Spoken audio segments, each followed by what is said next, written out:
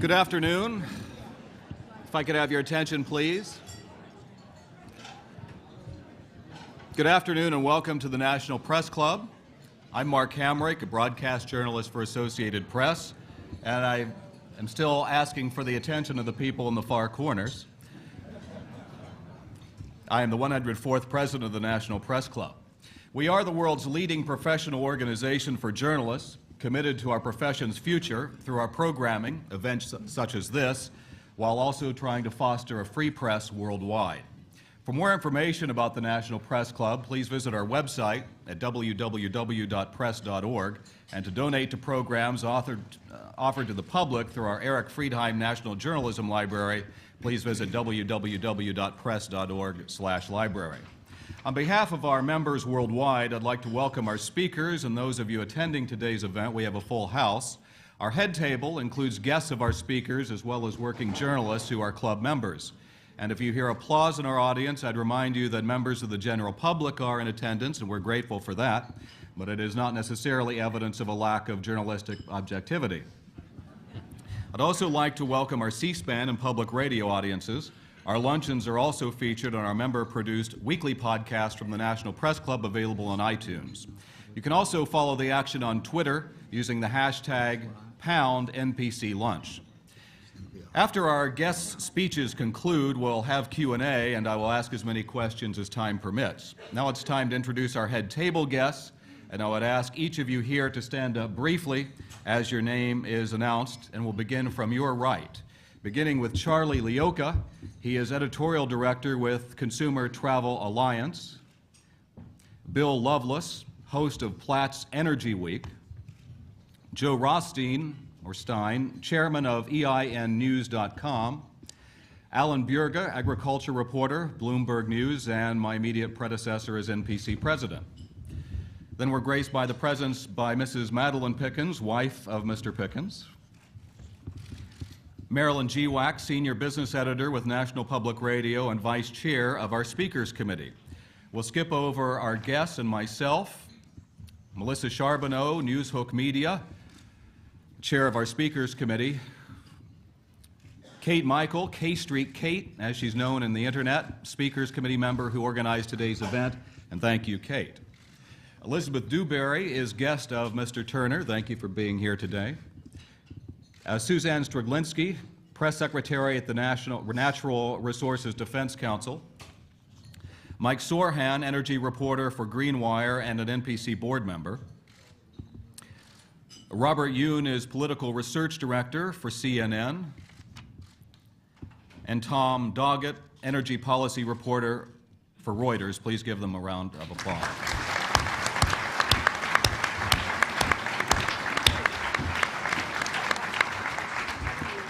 Well, our guests today are a pair of businessmen turned philanthropists coming to us with a plea and also a pledge for movement toward alternative energy sources. Ted Turner, founder of such familiar names in television as TBS and CNN, the chairman of Ted Turner Enterprises, has been devoted to environmental causes, politically and financially present in the alternative fuels debate. He's developing a message for people of all ages on the importance of rescuing the planet. He's also taking on solar energy projects, and he's personally making the rounds to speak to students in colleges where he tells them that the environment is the most difficult challenge the world will face, more important than Iraq in his words, and he's even gone so far as to appeal to youth with an animated series called Captain Planet and the Planeteers. Mr. Turner says opportunities in clean energy technology remind him of cable news back before he developed CNN.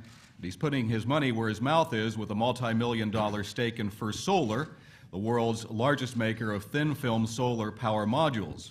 And he has more than a passing interest in the wind business as well, which many might think would put him in a bit of competition with his friend and our fellow luncheon speaker, Boone Pickens, but we'll ask them to hash that out here on the stage. Mr. Turner's habit of speaking freely once earned him some nicknames like Mouth of the South and Captain Outrageous, such as the time on the Charlie Rose Show in 2008, in which he said if steps were not taken to address global warming, most of us people will have died and the rest of us will be cannibals. He's the largest private landowner in the United States. and he's owned the largest bison herd and founded a restaurant chain serving burgers with bison meat. I understand some are conveniently located here in the Washington area. Boone Pickens, whose background as an oil man makes him a self-declared, in his words, surprising environmentalist, currently chairs BP Capital Management.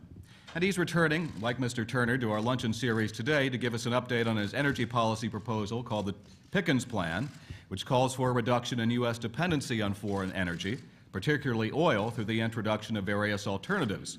And he's telling us today that he believes the plan has a very good chance of passage with the support of President Obama. At one time, announcing his intention to build the world's largest wind farm, a project said to have been postponed due to financing and other setbacks, his company is now betting largely on natural gas as an alternative for transportation. He's been named one of the world's most influential people by Time magazine and the American Wind Energy Association's 2009 Industry Person of the Year. He gained the endorsement of the Sierra Club and has written 2 New York Times bestsellers. He spent some $62 million of his personal wealth to support the plan and also has enlisted people in his Pickens Army. Boone writes in his book, "The First Billion is the Hardest," that his biggest beef with the government remains that the U.S. has not adopted a strategy for incorporating alternative energy sources. Our speaker's overlapping interests include sports. Mr. Turner is owner of the Atlanta Braves, said to have been a hands-on owner. He founded the Goodwill Games and was skipper who successfully defended the America's Cup for the United States. Mr. Pickens has given hundreds of millions of dollars to Oklahoma State University, tells me he doesn't miss a football game, and that includes the largest single donation to a university's collegiate athletic program in history. Both are signatories to the Giving Pledge, a campaign to encourage the nation's wealthiest individuals to promise to give most of their money to charity. And while Mr. Turner is known for founding CNN, which changed the face of television news, they both also share a background in journalism. Both delivered newspapers as boys. Before we turn things over to Mr. Turner, I'd like to note also that tomorrow is the 1-year anniversary of the Deepwater Horizon explosion, which led to the BP oil spill. Please give a warm National Press Club welcome to both of our speakers, and Mr. Turner will begin.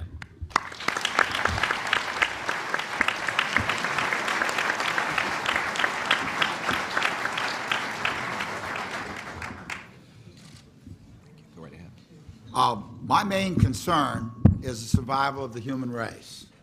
And as important as I think as clean renewable energy is, as part of that, I don't put it as number one. I'd say the existence and danger of nuclear weapons is the greatest danger that we face. And a top priority is to get rid of them as quickly as possible. I mean, I'm not talking about nuclear power. That's a whole nother issue. I'm talking about the weapons that, like the one we dropped on Hiroshima, where it killed 250,000 people in one day, and then later at Nagasaki. And we could get rid of those weapons. The Security Council of the UN voted last year unanimously to get rid of them, but what we need is implementation. And we're lacking in that at the current time. It is complicated, but it's real simple too. Just get rid of all of them. That's the only way it's going to work. It's not going to work for us to have 2,000 nuclear weapons and Iraq to have 2. You know, that's that won't work. We've got to all get rid of them at the same time. The second tremendous challenge that we face is the growth in human population numbers. There are just too many people in the world right now with 7 billion. 1 billion of us already live in hunger and deprivation. And if we add, as is predicted, another billion over the next 10 years to 8 billion, and then 9 billion over the next 20 years after that, we'll have 3 billion people that are starving. And we just really have to get serious about family planning. It needs to be voluntary, in my opinion. If we can't restrain our numbers voluntarily, then maybe we don't deserve to be here. If we had to have laws and penalties for having children, I don't think that would be good. The third challenge that we face that is overwhelming is the environment, the whole issue of the environment, not just the energy policy, which is the most important thing right now under the environmental heading. But the oceans are collapsing from overfishing. The rangeland all over the world is endangered by desertification and over farming, and farming in an unsustainable way. And we have to straighten out our care of the environment, and cutting back on the growth in human numbers is the most important thing we can do, because the more of us there are, the more pressure that's put on the environment. And then next, but very important, is clean renewable energy. I think we need to move very quickly. Boone's going to talk about natural gas. I subscribe to it as a bridge fuel. Particularly, I also do feel that the fracking situation, we have to feel better about that and make sure that it's not too environmentally damaging. But clean renewable energy, I foresee 20 years from now a world where there is no more fossil fuel, where it's not being used anymore. We say goodbye to it. It served us well for several hundred years since the Industrial Revolution, but it's time to move on to clean renewable energy, and for economic reasons too, because in the end it's going to be the least expensive, because it's basically free. And as part of clean renewable energy, we need a modern grid. We need a modern energy system, and that's clean renewables, and with some natural gas as a bridge fuel probably. And we'll have a world without pollution. That'll be pretty amazing, won't it? I mean, it'll be, our kids won't be getting asthma, and we won't have all these bronchial infections, and it'll be quiet, because the cars will be electric. It's going to be a real nice world. I hope I live long enough to see it, and I hope you do too, because if we don't do it, we're not going to live very long anyway. So we're either going to do it or we're going to die. It's very simple. Thank you very much.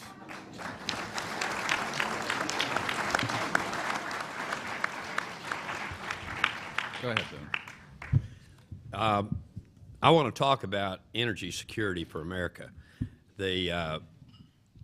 We've gone 40 years in this country, and we've had no energy plan, zero. We're the largest country in the world. We're the only country in the world without an energy plan. We have used more fuel than any other country in the world. Today, there's 88 million barrels of oil produced every day in the world, and we're using 21 million of it. So we're almost 25% of all the oil used every day, and we have 4% of the population.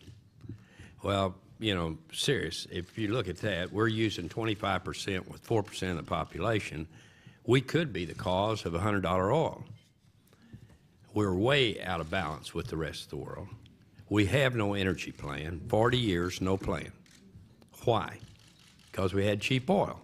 That was it. Neither party, Republican or Democrat, ever had an energy plan. Somebody explained to me the other day, said, that's an obvious bipartisan effort to not do anything.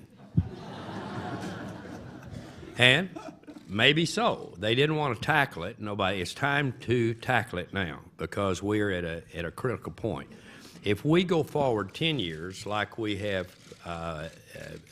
operated for the last 40 years, in 10 years from now, you'll pay $300, $400 a barrel for the oil, and we'll be importing 75% of our oil at that point. Today, we're importing 66% and $100 oil. So in 10 years, it's all it's going to take to get you to that point. Why?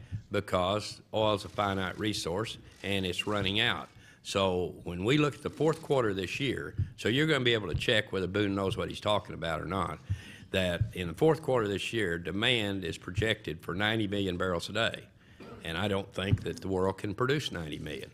If they can't, the only way you can kill demand is with price.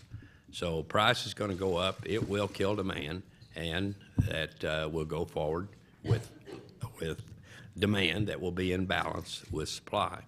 Okay, do we have resources in America to take care of ourselves? Absolutely do have. You've got the renewables, the wind, the solar. They do not replace transportation fuel. And 70% of all the oil used every day in the world goes to transportation fuel. So you have to get something that's going to stand off with the oil to reduce the imports of oil. Today, we're paying $1.5 billion a day for imported oil. 2/3 of our trade deficit. That's not sustainable either. But nobody ever speaks to that. They just go along. If you go back over presidents from Nixon forward, Nixon said in '70, at the end of this decade, we will not import any oil. At that point in '70, we imported 24%. At the end of the decade, we imported 28%. He never spoke to the question again over his period in office. You have one right after the other. They all say the same thing. Elect me and we'll be energy independent. Nobody ever says, a couple of years in, we're at that point now with the president, but nobody ever says, say, you know, you told us. And what Obama told us when he received the nomination in July of '08, he said in 10 years, we will not import any oil from the Mideast. Very clearly. In the fourth debate, Bob Schieffer and I had lunch the week before, and he said, what energy question would you ask these guys? I said, ask them how long we're going to import oil from the enemy. He said, that's a little bit raw. I don't know whether I could get away with that or not. But he did ask them about imported oil, and Obama said exactly the same thing. In 10 years, we will not import any oil from the Mideast. Okay, now we're 3 years into that period, and I've never seen anybody say, you know, you said that in 10 years, how are we coming on your plan to cut off oil from the Mideast? Nobody ever asked him the question, and it doesn't happen. So I'm in a place where I'm talking to people in the press and everything. One of you, please, ask the president. Okay, can we get it fixed? We can. We've got 4,000 trillion cubic feet of natural gas. That converted to oil, barrels of oil equivalent, 700 billion barrels of oil, which is 3 times what the Saudis have. 3 times. And we do not have one politician that has said, you know, we may not be as bad off as we think we are on energy. We have plenty of energy here. We can take care of ourselves. It can all happen. It can all be fixed. Natural gas is cleaner, it's cheaper, it's abundant, it's ours, and why not? Okay, we're going to use dirty imported oil from OPEC, and now they're talking about exporting our natural gas. Okay, we're going to send the clean, cheap stuff out and take the dirty from the enemy. You know, we're starting to border on not looking very smart. Stupid is about where we are. I mean, we have resources that can solve the problem, and we still do not have any movement. Is it this president's fault? It's the last 10 presidents' fault. Not a one have ever done anything. Now, this president is starting to talk about natural gas, if you noticed. He even used my name in his last energy speech, that this legendary oil man, Boone Pickens, is working on this deal. My wife shook hands with the president, and this was Las Vegas before he was elected, but he said to her, said, your husband is working hard for the energy problem that the United States faces. So, you know, we're in communication, sort of. He doesn't call me up much, but I'm always available. Okay, you've heard my problem. It is a security issue with us. On green, Ted is a little bit brighter green than I am. I'm green. If you gave me a saliva test for environmentalists, I'll pass. I can, but my primary focus is on the energy security for America, and I'm all American. I'll take anything here in America. Somebody say, "Oh my God, you'll take coal?" Yeah, I'll take anything American in place of OPEC oil. Thank you.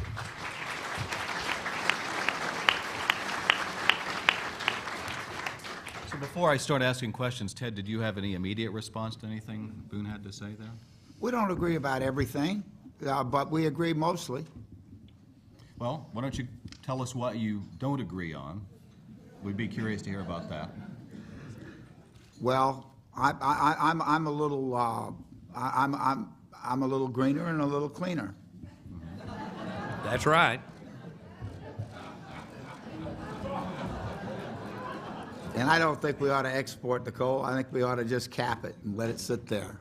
What we need for hydrocarbons for plastics anyway in time. In fact, our children would look back on us and say, what did they burn all their hydrocarbons up for when we needed it for building blocks?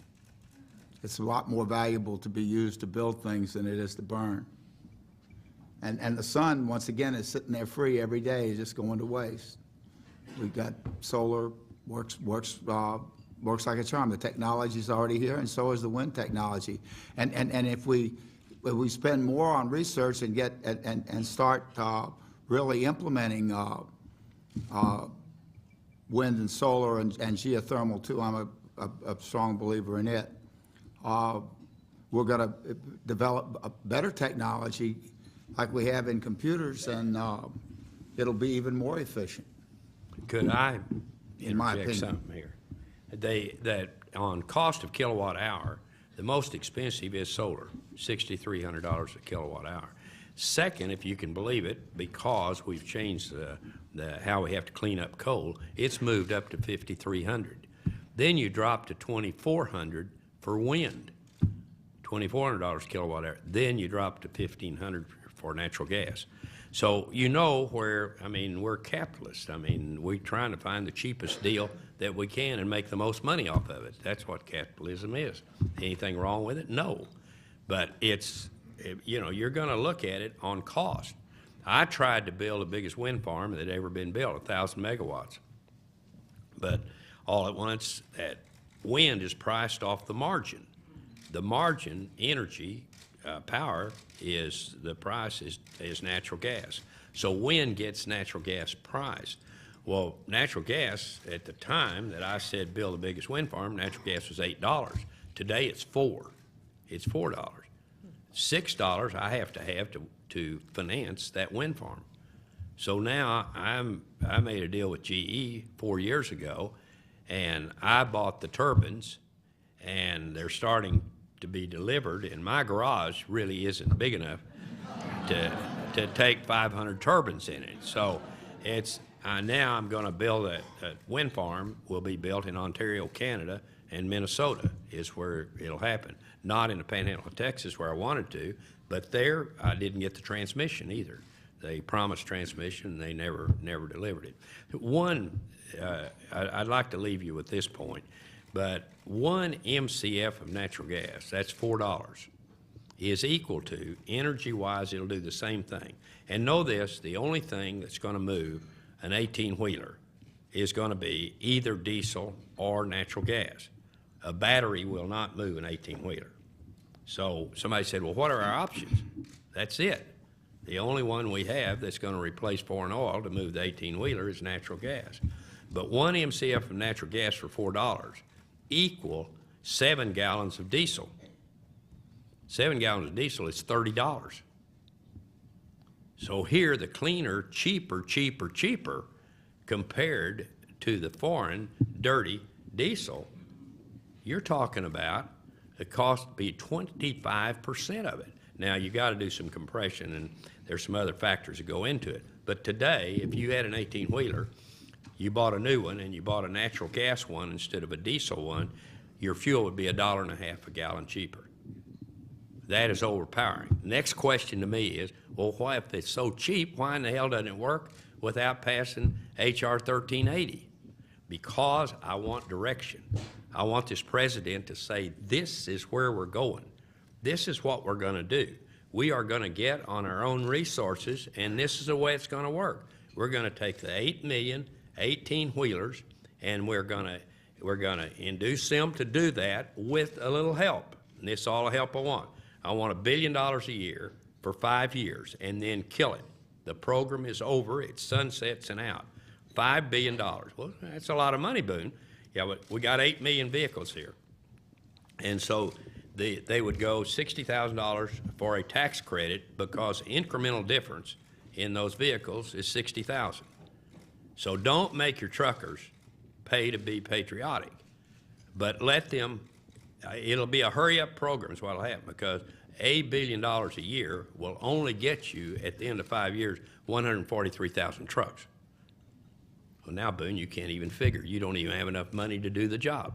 I don't have to have the money, but get it started. Just give me the money to get it started. Give us the direction, Mr. President, and we'll go in that direction, because we are patriotic people and we're not stupid. We can save $1.50 a gallon, get a little help on the just to get it kicked off. We can go. All of this is going to happen, though. I made another speech. Sorry. We got plenty of time. Just curious, how do you refuel those trucks? Same, basically. Infrastructure. Infrastructure. The way it's worked, I have a model for everything I do. I don't do R&D. R takes 10 years, D takes 10 years, and that puts me over the line. So I've got to go with something that works. So I look to California, because they've dealt with air quality issues there, you know, for 20, 30 years. And South Coast Air Quality Management District has air quality issues in Southern California. And the guy that runs it, Barry Wallerstein, is a smart guy, and he now has to reduce his emissions in Southern California. So he said, who are my biggest polluters? Trash trucks, because they work 24/7, they idle a lot, and so they have an inefficient burn. What's the incremental cost difference? $50,000 more for the, now that's narrowed in 7 years to $12,000. On scale, it narrows. He said, okay, we have plenty of money, give them $50,000. When they buy a new one, they have to buy natural gas, but they do not have to get rid of their diesel. When they do get rid of their diesel, one diesel taken off the streets in Southern California is equal to 325 cars. Okay, one 18-wheeler taken off the highway is equal to 1,600 cars on emissions. It's that much cleaner. So Wallerstein says, let's do it. Now, Southern California, trash trucks, natural gas. All trash trucks built in the United States this year, 75% of them will be on natural gas. That was all started by the California model 7 years ago. So I know it works, and so infrastructure will come with the trucks. Yeah, that's a business in and of itself. You don't need to have the government build any filling stations. Can you imagine, go back, Henry Ford, when he said Model T Ford, everybody's going to have one. They're all going to be the same car. Going to be black, and they're the same, and that's it. And they said, Mr. Ford, do you realize we have no filling stations? Oh, hell, we can't do it then. That would just forget the idea. It was a bad idea. So, you know, maybe a little inconvenience, maybe it is, but I'm not asking for your car. I'm just talking about these 8 million. What do the 8 million do for you? In 7 years, it's 2.5 million barrels a day. It cuts OPEC in half, cuts them in half. We get 5 million a day off of them, and we're paying for both sides of the war. Jim Woolsey had a great op-ed piece April 9th of 2010, Wall Street Journal. And in it, he said, we are paying for both sides of the war. And I truly believe that is the case. We don't look very smart doing that. Ted, I don't want to preclude you from speaking. Is there anything you have to add to any of that there? I don't like war either, particularly paying for it, and particularly losing. I mean, what have we won in Afghanistan and Iraq? I want to know. And what are we going to win in Libya? The last time we won a war was World War II, because that's the last time anybody surrendered to us. Not even Grenada surrendered. Vietnam didn't surrender. I mean, you don't win unless the other side admits that they were beaten. Boy, listen, Ted, I agree with you 100% on this point. We ought to get those people out of Afghanistan. That'd save us a lot of money right there. Damn right.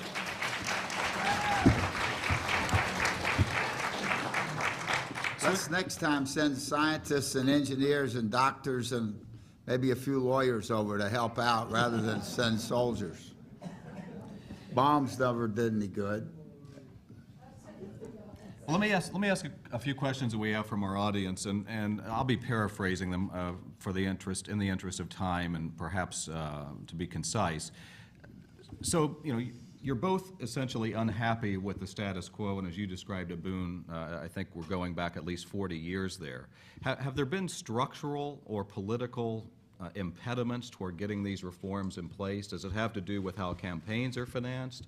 Why is it that it's taken till perhaps this year, with your prediction the Pickens plan will be approved this year, that we haven't weaned ourselves off of foreign oil? You go back. It's two reasons. Believe it or not, I am brief on answers, but it's two things. I mean, your leadership in Washington did not understand the problem or did not feel it was important enough to pursue. And second, you had cheap oil. Cheap oil is what is, and I've been with the Saudis and had conversation with them, and they say to me, if you come up with alternatives, we'll lower the price of oil, and your alternatives, you can't finance them. They said that to me. Well, I believe it. I've seen it over the years. That's exactly what they do. But we don't come up with anything. We could have some control over our energy future if we just understood what's the situation. We don't have time to address that problem. We have cheap oil. Ted? What's keeping reform from taking place? Is it America's hunger? I really think that the oil and coal lobbies who are holding the hill and got all the money have done a masterful job of confusing everybody. I go to bed at night praying for clean coal, and I know there is no such thing, but I've seen so many ads for it that that they're persuading me that it's possible. Almost. No, we just we were outgunned. If President Obama, I think this is the biggest mistake I've seen him make yet, and I like him. If he had just taken the energy and climate change bill and put it first before health care, we'd have gotten it through. We were ready. He just spent all his political capital. It got to be more contentious than we thought, and there wasn't.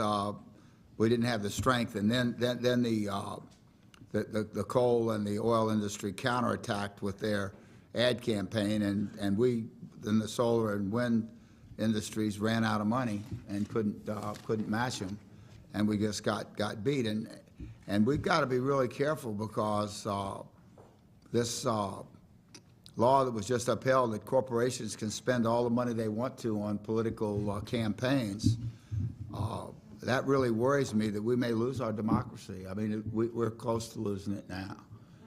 And it really worries me. I don't think the government's supposed to serve the people, but it's not. It is not serving the people's best interests. If it was, we'd have clean energy right now. We'd be doing the smart things rather than the dumb things. And I'm really, really worried about it. I keep hoping that things will get better, but that law letting the corporations spend whatever they want to. I mean, like the Koch brothers in Kansas. I mean, they're two smart guys. They're in the coal and oil business big time, and they spend millions. You know, the Heritage Foundation. I mean, they're kicking our butts, and we can't continue to let it happen without serious negative consequences, which we're already experiencing. So, could I add something? Please. Yeah, the Koch interest and also the Heritage Foundation are not for me. I can tell you that. Well, I didn't say they were. Oh, I know you didn't. No, I'm throwing in with you. Hey. Yeah. Okay. We're together on most issues. Yeah. Those guys are sure not helping me. I'm happy with natural gas in our 18-wheelers. But the major oil companies, see them for what they are. They're international oil companies. Take Exxon, for instance. Is it a good company? Of course it is. Is it well run? Absolutely. They work for shareholders. They do not work for America. They are an international company. 84% of the revenues come from offshore. And our President Bush last, I mean, they were one of his biggest advisors on energy in America. That's not who you go to for energy in America.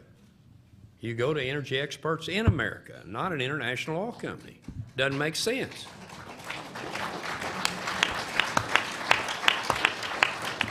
So another question, which I'll throw first to Mr. Pickens. A recent report from the Cornell scholars found that hydraulic fracturing to mine natural gas may result in excess greenhouse gas emissions, possibly worse than coal.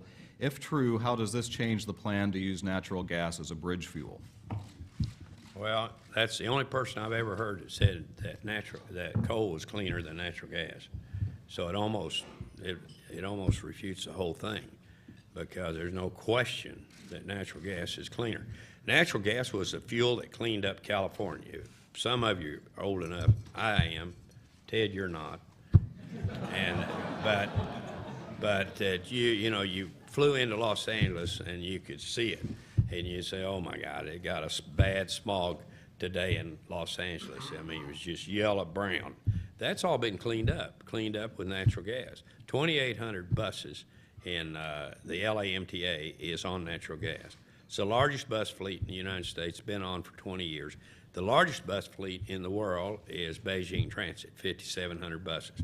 Does it work? Of course it works. It is cleaner. I know that Cornell deal, I don't know who paid him to do that, but well, I'm serious. The guy's he's got a half a dozen things in there in that report. I didn't read the whole thing, but he's got a half a dozen things there. I've never seen anybody to end with those conclusions that he ends with in that deal. So there'll be people that'll look at it. I believe it was MIT saw that they responded, and they didn't think much of it.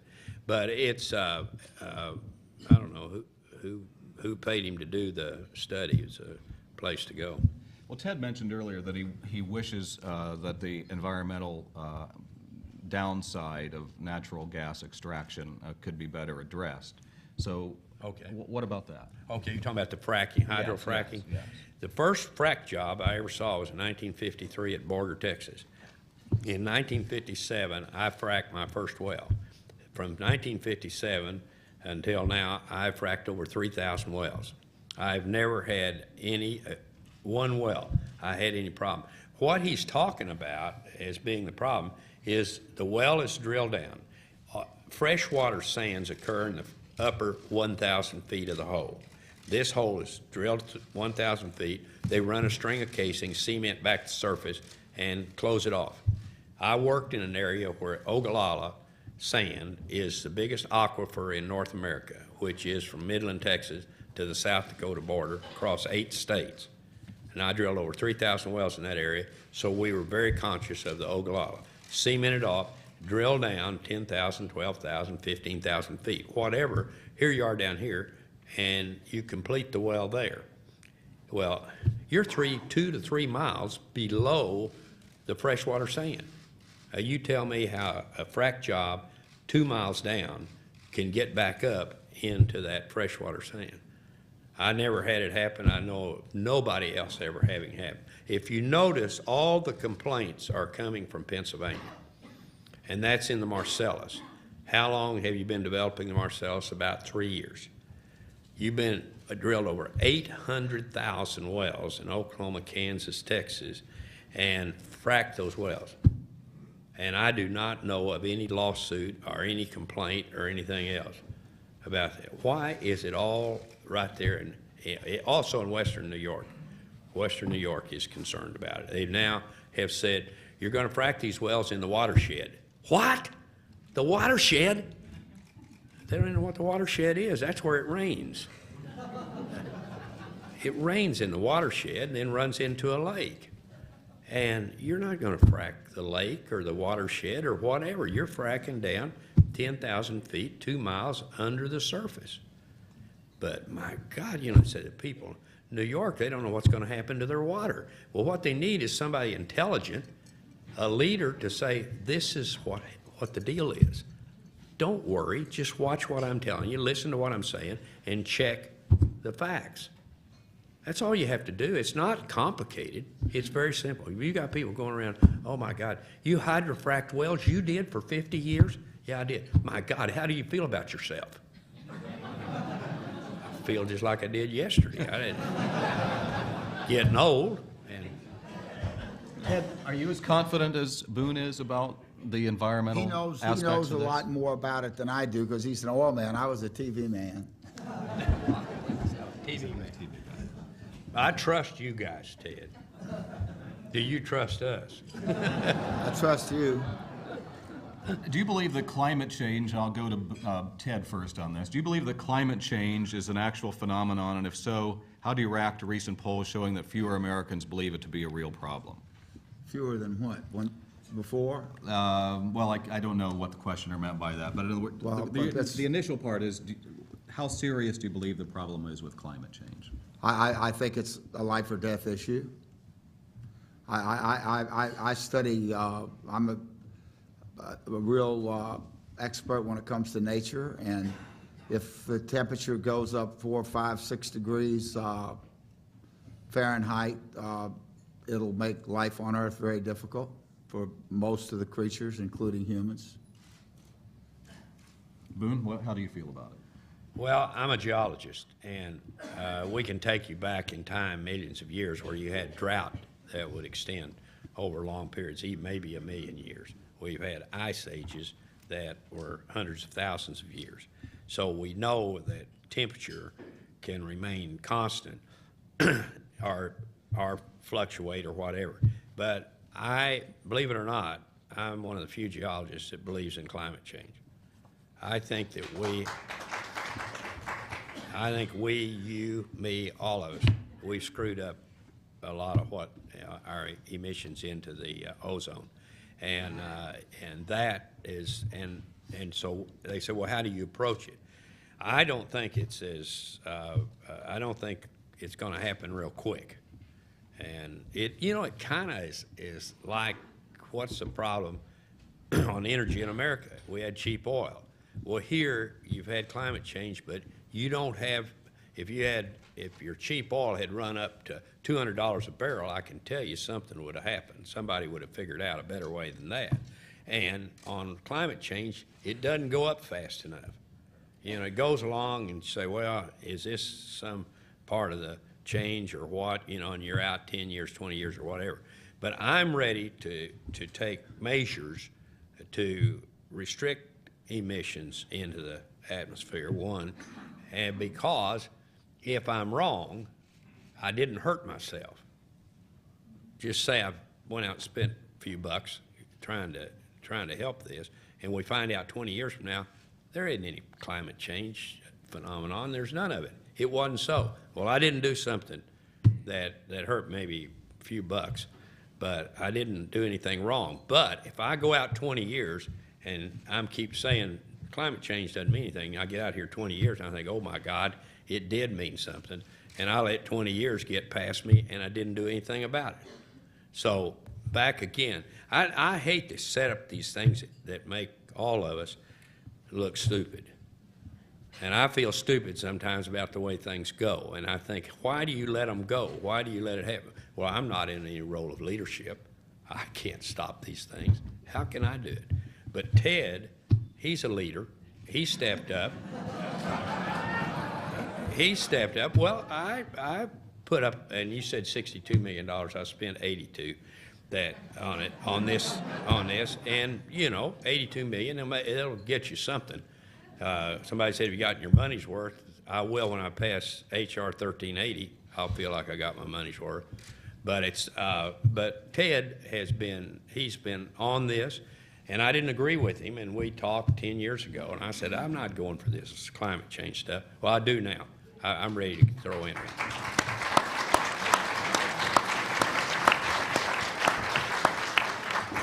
Just curious, other than talking to Ted, what changed your mind? Well, I'm pretty interested in polar bears, too. And that ice cap is sure disappearing fast. And so I don't go for the funny weather in the country, because I can remember when we had tornadoes and we had, flooding and all kinds of things. But the way that ice is disappearing fast, and I've had some experience up in Alaska and all, and you look at those glaciers and see what's happened up there, and it's getting warm where that ice is, and that's not normal, I don't think. Okay. Here's a question for Mr. Turner. You have a partnership to build solar energy plants with Southern Company. Can you, or are you planning to do it without federal government subsidies, or are the subsidies necessary to get it going? Depends on the situation, but there does need to be some subsidies. Remember, right now we're subsidizing coal and oil big time. Over the years, they've gotten all sorts of economic subsidies in there, and wind and solar and geothermal are not being subsidized because they weren't here to get in line and get their spot at the feed trough. So it really is a leveling, in a totally level playing field. Wind and solar and geothermal have a much better chance than they do with the subsidies all stacked up against them on the fossil fuel industry. We're subsidizing the wrong thing, but we did it over the 200 years of the Industrial Revolution. We've been giving them breaks all the way along. Depletion being one of them, and not having the polluting industries pay the health care costs of society that society in general is paying, rather than the polluter paying. And I think the polluter should be doing the paying. If they were, then clean renewable energy would be competitive. If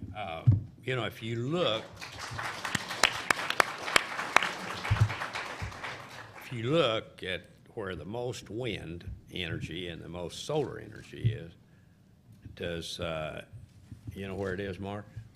In the Midwest? No, it's Germany. Okay. Germany, they don't even have wind or sun. They really don't. They're not big on either one. But think with me just a second. You know where Germany gets their natural gas from? Russia. Right, Russia. Let me tell you, I was around, I was young, but I remember Stalingrad and Leningrad. There were 5 million people killed there. And there's about 3 million Germans and 2 million Russians. I can tell you those people in Russia and Germany remember that, and a lot more of it. And the Germans do not want to get too dependent on the Russians. They do take gas from them. They take gas from them. But they went in and subsidized wind and solar and paid a hell of a price for it. But that's what they thought of security. And that's my pitch here, is we have a security issue with OPEC oil, and we don't even address it, but they did. And it's interesting because we ran some of those ads, some of you may have remembered, but it showed the globe, and all the lights are on all over the globe, and then said, and then one day somebody doesn't have gas, and clicked off Eastern Europe on that globe, and it was on, that's part of the 82 million I spent on. Guess who comes to see me? Gazprom. And sat down and told me what a great job I was doing, and they liked everything I was doing, except one thing, that on that ad, you are cutting off our service area. I said, I know, I meant to. And but here they are. I mean, they don't like it. They do not like it. And they watch this stuff that I put up 2 weeks after we launched the Pickens plan. I was at the Democrat convention, and that's a true story. They don't remember I was a Republican. But I got out of politics. I went to the Democrat convention, which really surprised a lot of people. I never had been to a Democrat convention in my life. They're a bunch of nice people. But anyway, I'm there, and my wife was born in Kirkuk, Iraq. And her mother's Lebanese and father English, and immigrated to the United States when she was 18 years old. But she has friends because from that part of the world and all, and she got a call from a friend wanting us to go to dinner that night. And so we went to dinner, and I thought it would probably be 15 or 20 people. ambassador was there and all. It wasn't. It was 5. And the first question was asked me after we shook hands and said hi, and they said, "What is your Pickens plan?" And I thought, well, let's see how this goes over. I said, "I want to get off of your oil." But I smiled when I said it and said, "But we're friends." I said, "I know." But I said, "We need to get on our own resources." But they were watching that close. I announced that right here on July the 8th, 2008 at the Press Club. In 2 weeks, they were asking me, "What is this plan?"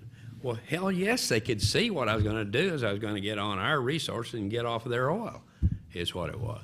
So anyway.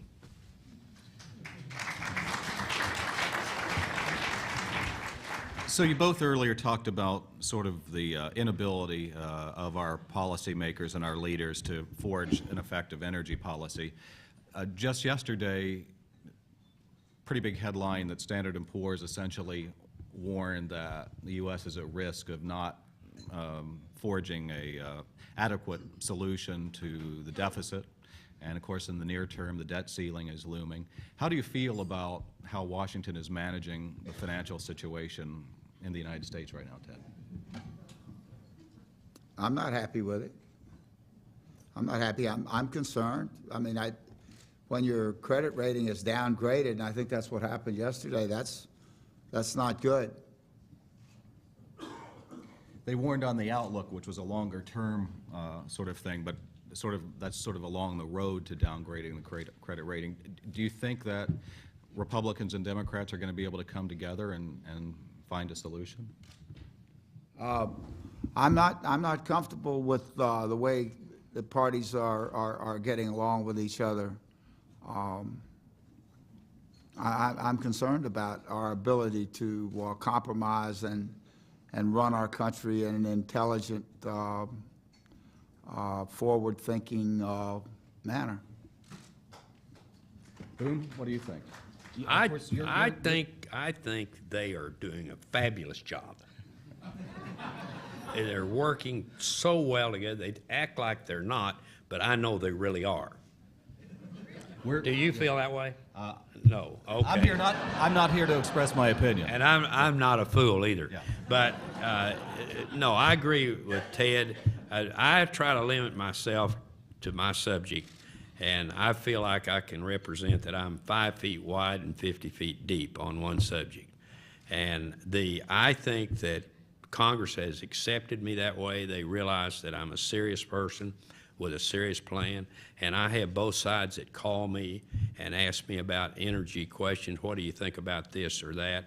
And I made a speech last week in Marion County, California, and I was asked there, said, "You're in a county here where the people are very liberal, and how do you think," there were 3,000 of them there, and they said, "What do you think, how do you think they view you?" I said, "I think they view me as a patriotic old man with a good idea." And I got big applause for it. So, but I do think I'm viewed that way, and that's the way I want to be.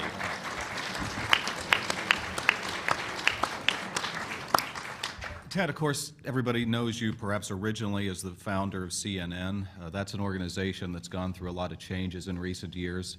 You told me earlier that you still prefer to watch it. How do you feel about CNN as an enterprise these days? Well, I wish they went in for more serious news and more international news like they used to. But then, remember, I'm an old geezer too, and I'm not there anymore. And there's nothing worse than asking somebody in my position what they think of the way the company that they used to run is being run today. It's not really fair. Let me comment. Absolutely, please. Let me tell you, I wrote Ted a note. He probably doesn't remember it, but I wrote him a note one time years ago, and I said, "Ted Turner, you've done more to open up the world than anybody I've ever seen."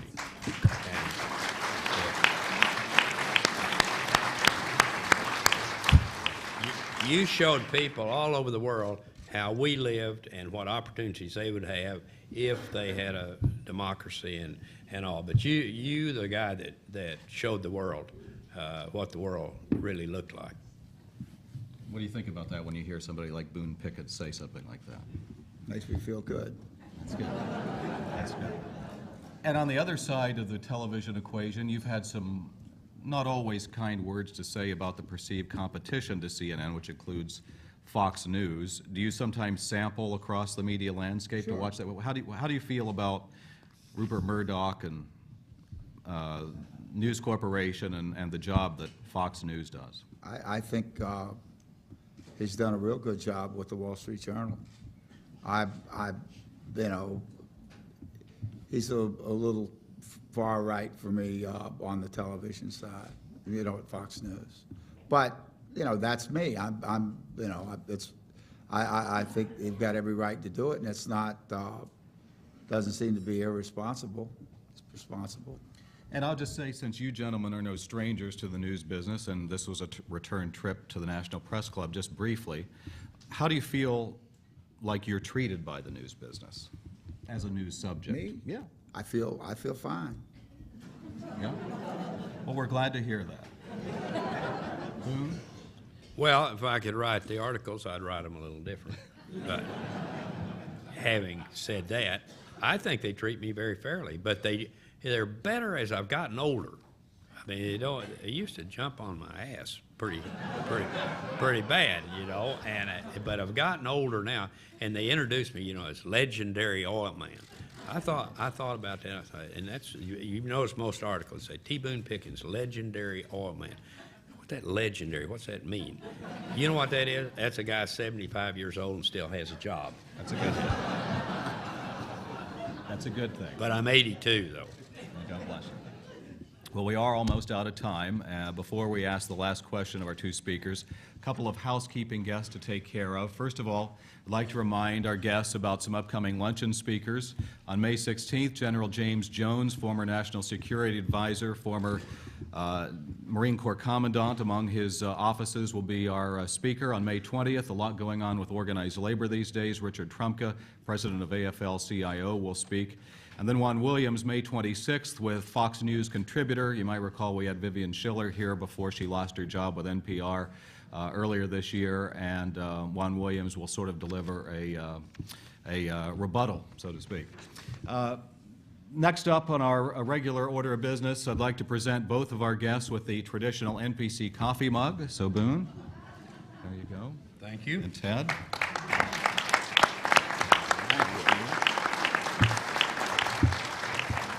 See, you're collecting a set now, so we're grateful for that. Next, of course, is the last question, and there's another wealthy individual these days who's making the rounds, and that is Donald Trump, and he seems to be flirting with the notion of running for president. What advice would you give him? Ted? Good luck. I've got to tell you what. Let anybody, the more the merrier. Maybe we'll find somebody that'll shake things up. Would you vote for him? I know him.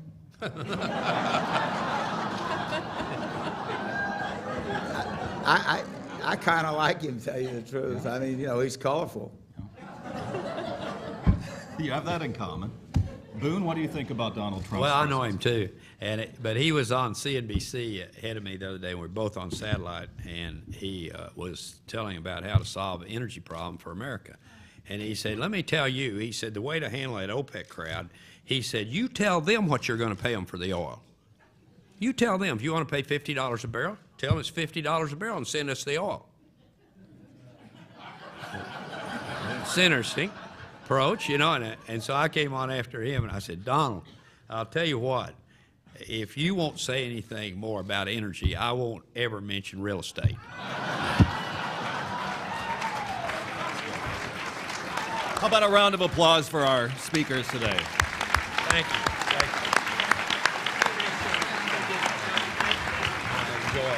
Thank you for coming today. I'd like to thank the National Press Club staff, including our Library and Broadcast Center, for organizing the event. And again, you can find more information about the club at www.press.org. Thank you, and we're adjourned. That was great. It was a lot of fun. Nice job. You did a great job.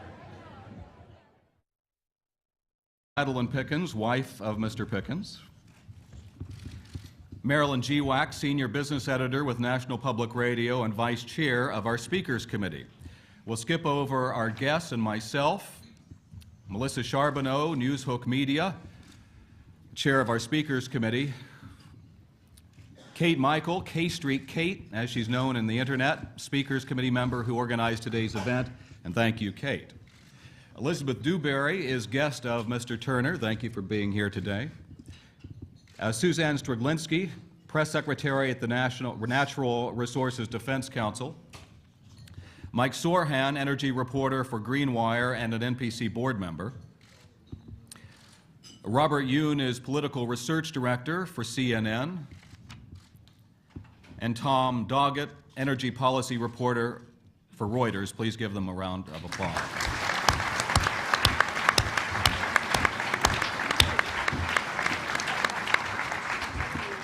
Well, our guests today are a pair of businessmen turned philanthropists coming to us with a plea and also a pledge for movement toward alternative energy sources.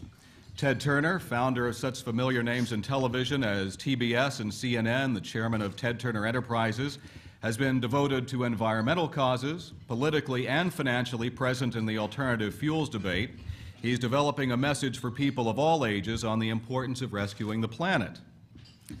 He's also taking on solar energy projects, and he's personally making the rounds to speak to students in colleges where he tells them that the environment is the most difficult challenge the world will face, more important than Iraq in his words, and he's even gone so far as to appeal to youth with an animated series called Captain Planet and the Planeteers. Mr. Turner says opportunities in clean energy technology remind him of cable news back before he developed CNN. He's putting his money where his mouth is with a multi-million-dollar stake in First Solar, the world's largest maker of thin-film solar power modules. And he has more than a passing interest in the wind business as well, which many might think would put him in a bit of competition with his friend. In the world right now is 7 billion. 1 billion of us already live in hunger and deprivation.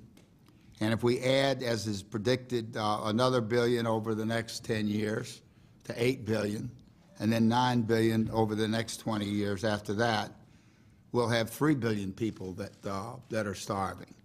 And we just really have to get serious about family planning. It needs to be voluntary, in my opinion. If we can't restrain our numbers voluntarily, then maybe we don't deserve to be here. If we had to have laws and penalties for having children, I don't think that would be good.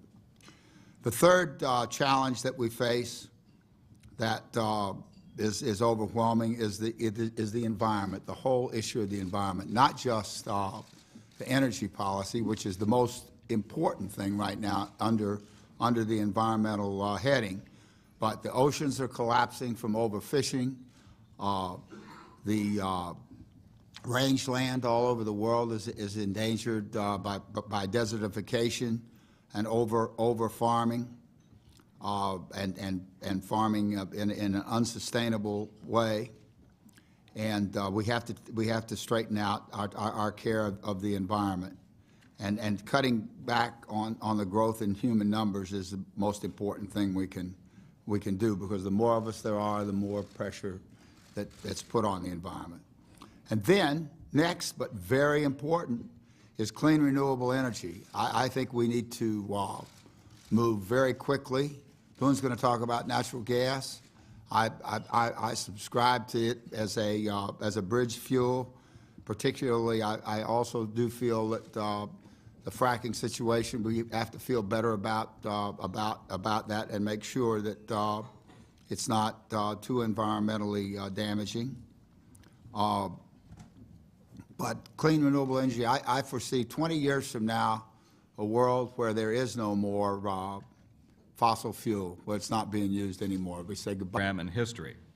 Both are signatories to the Giving Pledge, a campaign to encourage the nation's wealthiest individuals to promise to give most of their money to charity. And while Mr. Turner is known for founding CNN, which changed the face of television news, they both also share a background in journalism. Both delivered newspapers as boys. Before we turn things over to Mr. Turner, I'd like to note also that tomorrow is the one-year anniversary of the Deepwater Horizon explosion, which led to the BP oil spill. Please give a warm National Press Club welcome to both of our speakers, and Mr. Turner will begin.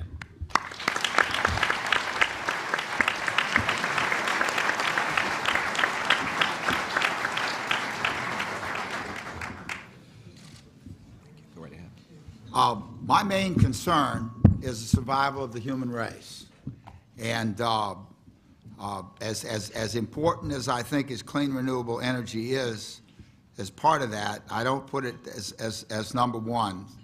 I'd say the existence and danger of nuclear weapons is the greatest danger that we face, and a top priority is to get rid of them as quickly as possible. I mean, I'm not talking about nuclear power. That's a whole nother issue. I'm talking about the weapons that, like the one we dropped on Hiroshima, where it killed 250,000 people in one day, and then later at Nagasaki. And we could get rid of those weapons. The Security Council of the UN voted last year unanimously to get rid of them, but what we need is implementation, and we're lacking in that at the current time. It is complicated, but it's real simple too. Just get rid of all of them. That's the only way it's going to work. It's not going to work for us to have 2,000 nuclear weapons and Iraq to have 2. You know, that's that won't work. We've got to all get rid of them at the same time. The second tremendous challenge that we face is the growth in human population numbers. There are just too many people. And our fellow luncheon speaker, Boone Pickens, but we'll ask them to hash that out here on the stage. Mr. Turner's habit of speaking freely once earned him some nicknames like Mouth of the South and Captain Outrageous, such as the time on the Charlie Rose Show in 2008, in which he said if steps were not taken to address global warming, most of us people will have died and the rest of us will be cannibals. He's the largest private landowner in the United States, and he's owned the largest bison herd and founded a restaurant chain serving burgers with bison meat. I understand some are conveniently located here in the Washington area. Boone Pickens, whose background as an oil man makes him a self-declared, in his words, surprising environmentalist, currently chairs BP Capital Management. And he's returning, like Mr. Turner, to our luncheon series today to give us an update on his energy policy proposal called the Pickens Plan, which calls for a reduction in U.S. dependency on foreign energy, particularly oil, through the introduction of various alternatives. And he's telling us today that he believes the plan has a very good chance of passage with the support of President Obama. At one time, announcing his intention to build the world's largest wind farm, a project said to have been postponed due to financing and other setbacks, his company is now betting largely on natural gas as an alternative for transportation. He's been named one of the world's most influential people by Time magazine and the American Wind Energy Association's 2009 Industry Person of the Year. He gained the endorsement of the Sierra Club and has written 2 New York Times bestsellers. He spent some $62 million of his personal wealth to support the plan, and also has enlisted people in his Pickens Army. Boone writes in his book, The First Billion is the Hardest, that his biggest beef with the government remains that the U.S. has not adopted any strategy for incorporating alternative energy sources. Our speakers' overlapping interests include sports. Mr. Turner was owner of the Atlanta Braves, said to have been a hands-on owner. He founded the Goodwill Games and was skipper who successfully defended the America's Cup for the United States. Mr. Pickens has given hundreds of millions of dollars to Oklahoma State University, tells me he doesn't miss a football game, and that includes the largest single donation to a university's collegiate athletic program. Good afternoon. If I could have your attention, please. Good afternoon and welcome to the National Press Club. I'm Mark Hamrick, a broadcast journalist for Associated Press, and I am still asking for the attention of the people in the far corners. I am the 104th president of the National Press Club. We are the world's leading professional organization for journalists, committed to our profession's future through our programming, events such as this, while also trying to foster a free press worldwide. For more information about the National Press Club, please visit our website at www.press.org, and to donate to programs offered to the public through our Eric Friedheim National Journalism Library, please visit www.press.org/library. On behalf of our members worldwide, I'd like to welcome our speakers and those of you attending today's event. We have a full house. Our head table includes guests of our speakers as well as working journalists who are club members. And if you hear applause in our audience, I'd remind you that members of the general public are in attendance, and we're grateful for that, but it is not necessarily evidence of a lack of journalistic objectivity. I'd also like to welcome our C-SPAN and public radio audiences. Our luncheons are also featured on our member-produced weekly podcast from the National Press Club, available on iTunes. You can also follow the action on Twitter using the hashtag #NPCLunch. After our guests' speeches conclude, we'll have Q&A, and I will ask as many questions as time permits. Now it's time to introduce our head table guests, and I would ask each of you here to stand up briefly as your name is announced, and we'll begin from your right. Beginning with Charlie Leoka. He is editorial director with Consumer Travel Alliance. Bill Loveless, host of Platts Energy Week. Joe Rothstein, or Stein, chairman of EINnews.com. Alan Bjerga, agriculture reporter, Bloomberg News, and my immediate predecessor as NPC president. Then we're graced by the presence by Mrs.